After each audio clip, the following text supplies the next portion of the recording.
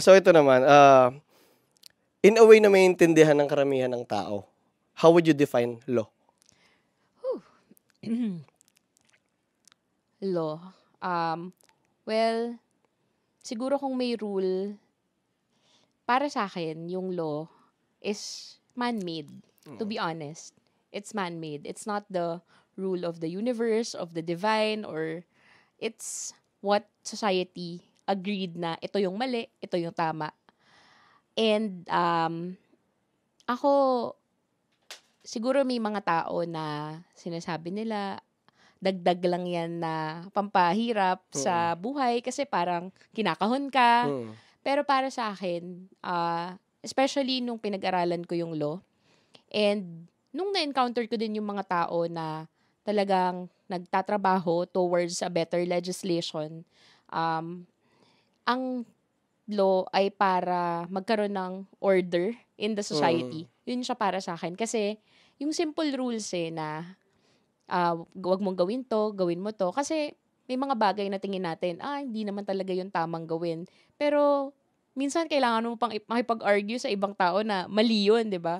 So, para sa akin, sineset in place ng laws yung society, how society should behave. Ganyan. Pero, siguro mas malalim pa na diskusyon. Kasi, may mga laws na andun siya dahil morally wrong din talaga na gawin yun.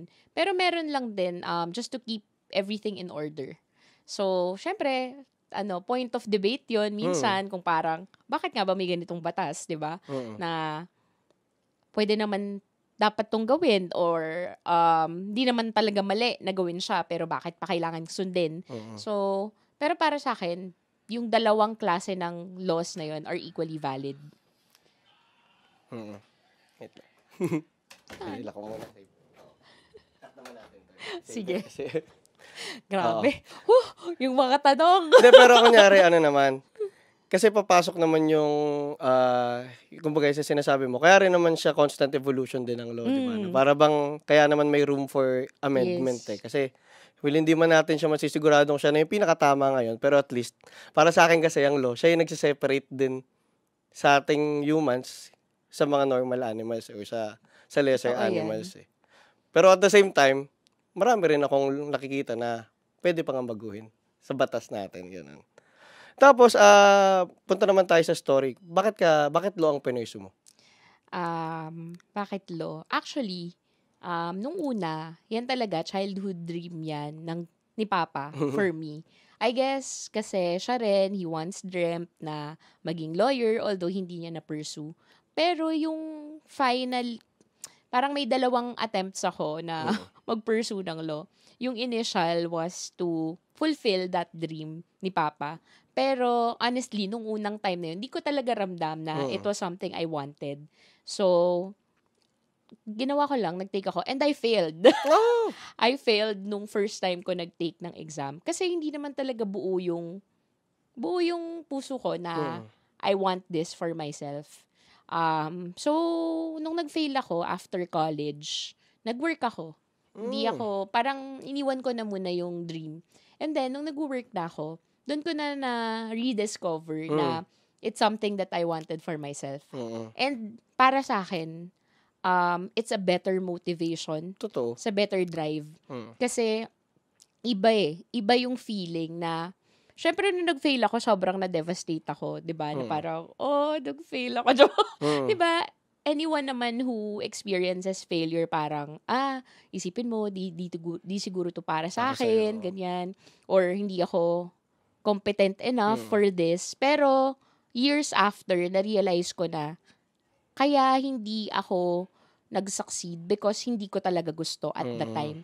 So, eventually, na-discover ko along the way na, alam mo yung hindi ka mapakali, na parang may kulang May kulang sa life ko, may hindi pa ako nagagawa, hindi pa ako hanggang dito.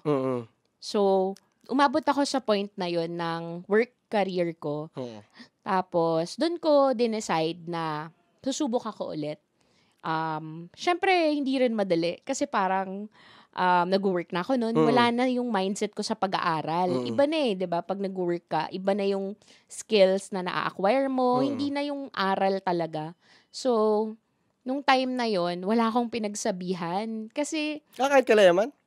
oo ata, kahit sino kasi natatakot ako na mag-fail talaga ulit. And number 2, hindi rin ako 100% sure nung time pa na yun. Alam ko lang na may drive na gusto ko yun gawin para sa akin.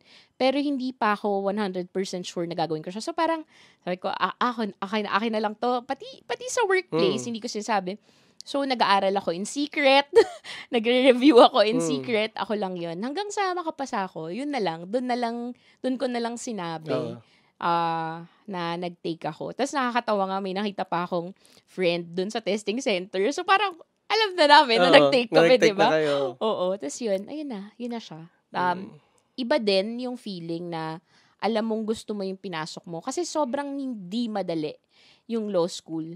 Yun nga eh. Pero dahil at that time, medyo mas mature na ako, I would say. And buo yung resolve ko na gusto ko yun. Mas mahirap pa rin siya. Pero ibang tao ka, nahaharapin yun. Pag alam mo na yun yung gusto mo or ginusto mo yun. Parang lagi mo kong bibigyan true will nga. Feeling ko kasi pagka yung true will mo yung ginawa mong motivation talaga, sobrang powerful nun at the same time least resistance sa mundo. Para bang ganun. So para bang kailangan mo lang pala ng right motivation talaga. Kumbaga, nandun naman na talaga yung pagiging lawyer sa'yo. Wala pa lang at that time, no? Actually, di ko din sure kung nandun na siya. Yung pagiging lawyer, Kasi, hindi naman sa pag-aano, pero nung nag-aaral kasi ako ng elementary, high school, parang sobrang bilis ko ma-pick up naturally yung mga lessons, ganyan. Tapos, nasasagot ko naman yung exam, ganyan, naaalala ko sila.